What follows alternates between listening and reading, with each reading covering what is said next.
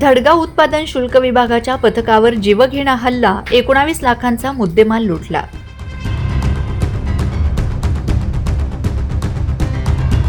शासकीय कर्मचाऱ्यांच्या सुरक्षेचा प्रश्न ऐरणीवर.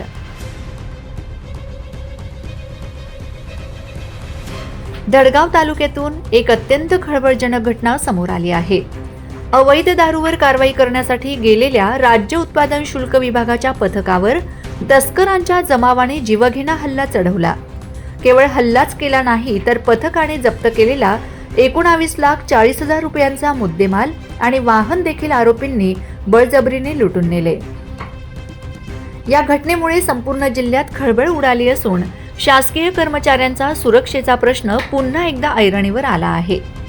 मिळालेल्या माहितीनुसार राज्य उत्पादन शुल्क विभागाचे निरीक्षक राजेश सपकाळ आणि त्यांच्या पथकाला निगदी फाटा परिसरात अवैध दारूची वाहतूक होणार असल्याची गुप्त माहिती मिळाली होती.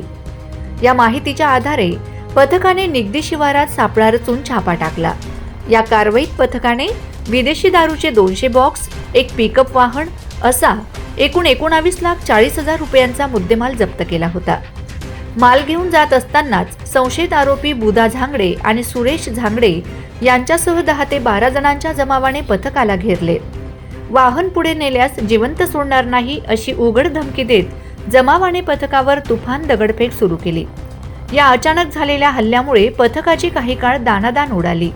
याच संधीचा फायदा घेत आरोपींनी जप्त केलेली दारू आणि पिकअप वाहन बळजबरीने पळवून नेले. शासकीय कामात अडथळा आणून अधिकाऱ्यांवर हल्ला केल्याप्रकरणी आणि मुद्देमाल लुटल्याप्रकरणी धडगाव पोलीस ठाण्यात आरोपींविरुद्ध विविध कलमान्वये गुन्हा दाखल करण्यात आला आहे. पोलीस आता या फरार तस्करांच्या मुसक्या आवळण्यासाठी शोध मोहीम राबवत आहेत.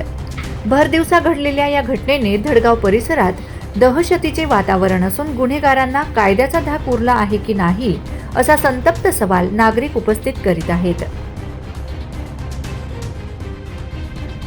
Bureau report, Navapur express news, Dhadgaon.